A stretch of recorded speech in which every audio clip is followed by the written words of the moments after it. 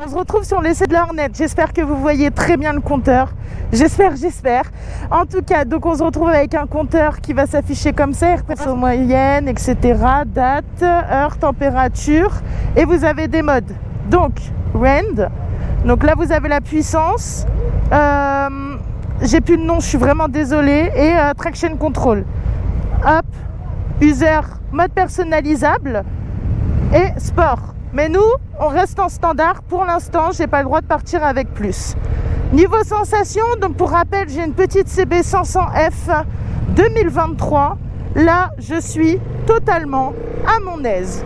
On a quand même beaucoup plus de patates, donc ça, c'est un réel kiff. Mais en tout cas, là, première sensation, je suis vraiment sur quelque chose dont je me sens très très à l'aise en soi. Bon, j'espère juste que je vais pas être bloquée derrière des gens qui galèrent un petit peu. C'est un petit peu ma hantise.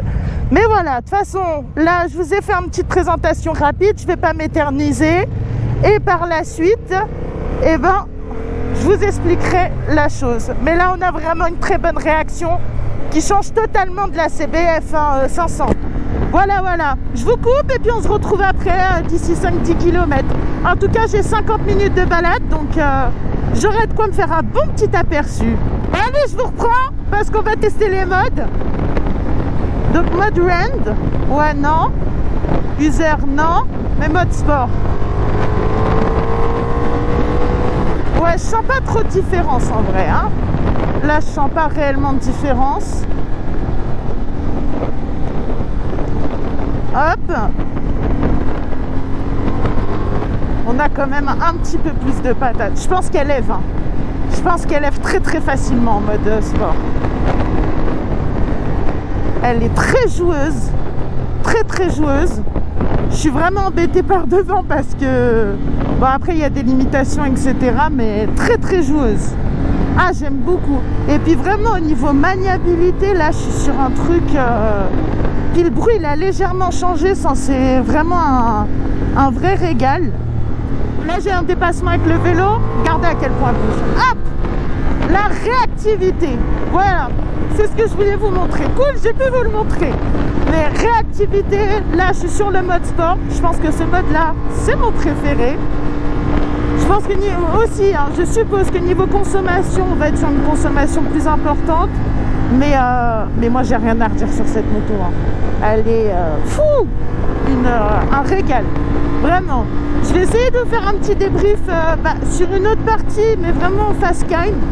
Que vous voyez un petit peu ma tête et que je vous parle avec le recul et par la suite, une fois que j'aurai repris ma CB. Mais là, en tout cas, mes premières impressions sont hyper positives. Vous voyez, là, hop, on a vraiment une capacité du moteur qui est... Parce que si... Ah, ils disent ralentissez, il y a la police. Mais oui, mais la police, ils font leur stage ici. C'est 90 normalement, quoi. Mais bon, hop, on dévie. On se reconcentre sur l'essai de la Hornet 750 A2. À kiff, un régal. Là, je me régale. Oh. Ah bah oui, on a la police. Bonjour. Je vous avais carrément oublié là. Franchement, un régal. J'étais justement en train de me dire qu'en fait c'est vraiment un régal au niveau de la maniabilité, au niveau des différents modes. Donc là je suis repassée en standard, mais ça fait 20 minutes que je suis en mode sport et c'est un régal.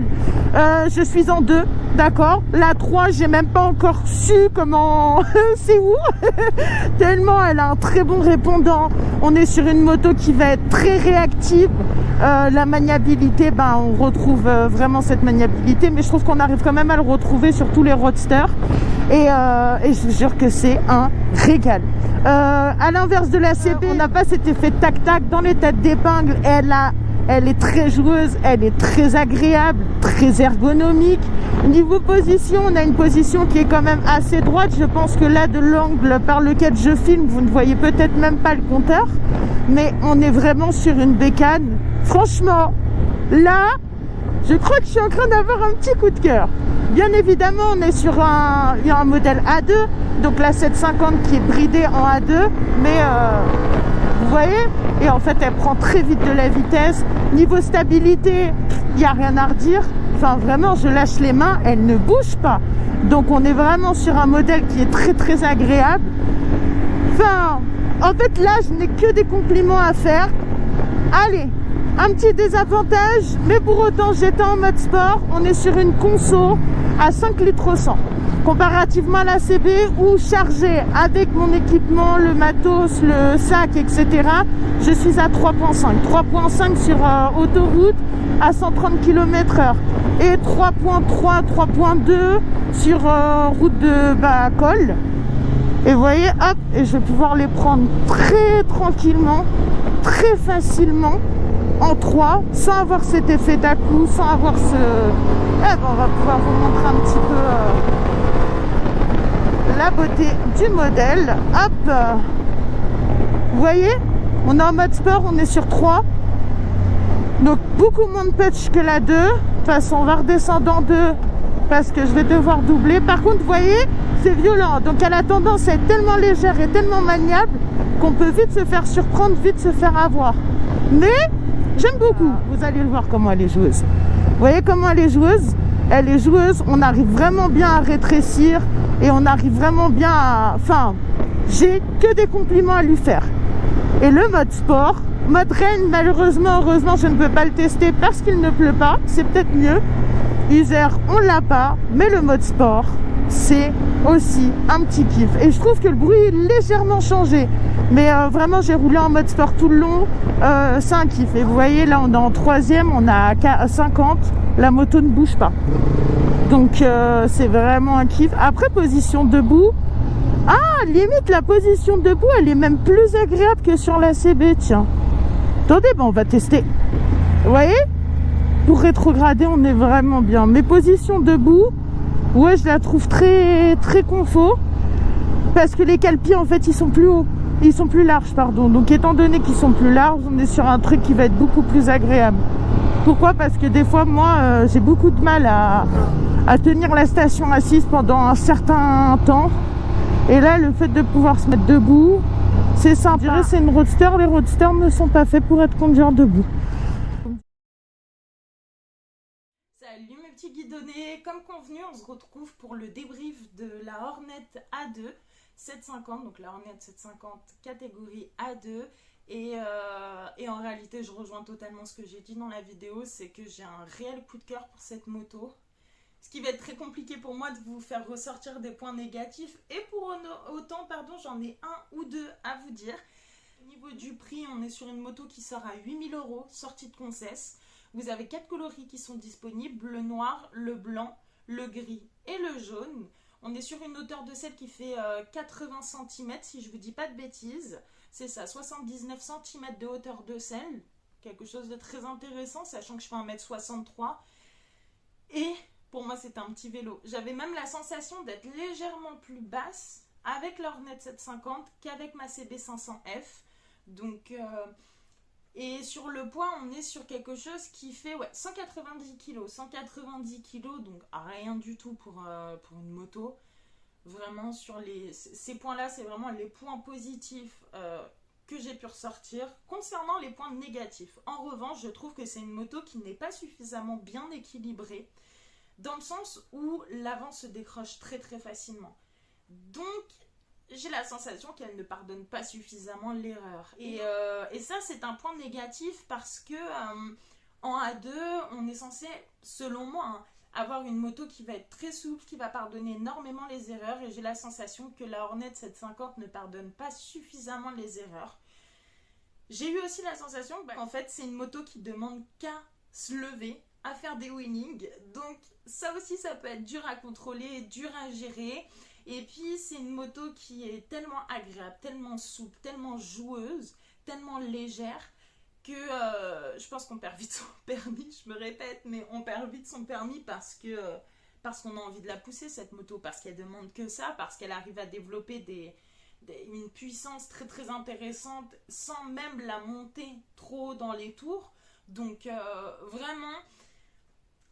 Certains trouveront que c'est un point positif, moi je trouve que c'est un point négatif parce que là je vous parle vraiment en point de vue d'un A2 et non pas d'un permis A, Pour un permis A, nickel, incroyable, foncez, allez-y. Pour un A2, pour une première main, je suis pas pour. Mais comme je ne suis pas pour l'AMT, je la trouve trop puissante. Pour un A2, hein, bien évidemment, pour une première main. Donc, voilà. Après, moi, c'est une moto que j'ai adorée. Donc, je pourrais pas trop vous citer d'autres points négatifs.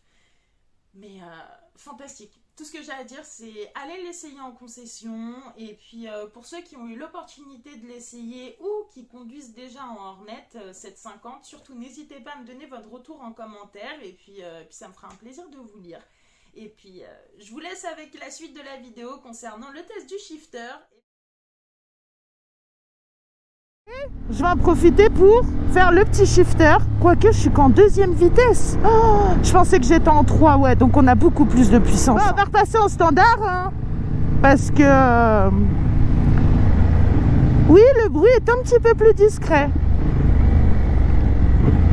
C'est trop bizarre. J'ai pas touché l'embrayage, rien. Et le shifter, c'est un régal. Je vais vous le refaire quand je suis en accélération. Phase d'accélération, mais un petit régal le shifter, je ne connaissais pas et là je goûte ce petit plaisir, je vous garantis que je suis fortement heureuse. J'espère que vous voyez quand même bien le compteur, vraiment. Regardez, bah hop, première et là, ouais, donc vous l'avez vu, c'est violent. Hein. Je suis pas encore habituée en fait à avoir ce système là. Parce que j'ai tendance à énormément gérer l'accélération avec mon embrayage. Mais c'est un régal. Bon, je vais pas faire la kéké parce que devant ça avance pas. Mais un kiff, hein. Vraiment. Moi, je vous le dis là, je me régale. Je vais essayer de rétrograde en 2e en shifter. Mais je trouve que le shift, il est violent. Il est très violent. Ouais, vous voyez où? Et en fait, je le trouve trop violent, le shifter. À l'inverse, le mec, je vais lui faire peur. Même si je passe les vitesses, en fait, avec l'embrayage, là, j'ai un truc tout doux. Et là, je rétrograde. Et là, on a un truc tout doux. Donc, je le trouve trop violent, en fait, le shifter. Le shifter, il va avoir tendance à te freiner et à te couper, quoi. Je voudrais quand même revenir sur le shifter. Je le trouve trop violent. J'arrête pas d'essayer. Là, je suis repassée en mode standard parce que je me suis dit peut-être que le mode sport avec le shifter pas top. Là, je vais vous montrer. On va passer la 3. Donc la 3. Vous voyez ou pas? Et j'ai cet effet de rétrograde. Rétrograde, on est bon. Mais pour le passage de vitesse, en fait, non. Mais pour rétrograder, je trouve qu'on est très bien. Mais passage de vitesse, vous voyez la différence? Embrayage. Embrayage. Attention, il y a la police, les gars, il y a la police. Mais ouais, embrayage, excusez-moi. Mais ouais, embrayage, moi je trouve que c'est mieux. Après, pour rétrograder, en soi, c'est très agréable, très confort pour la rétrogradation. Mais pour le passage de vitesse, vous voyez, je trouve trop violent. On rétrograde, la meuf elle s'amuse. Voilà.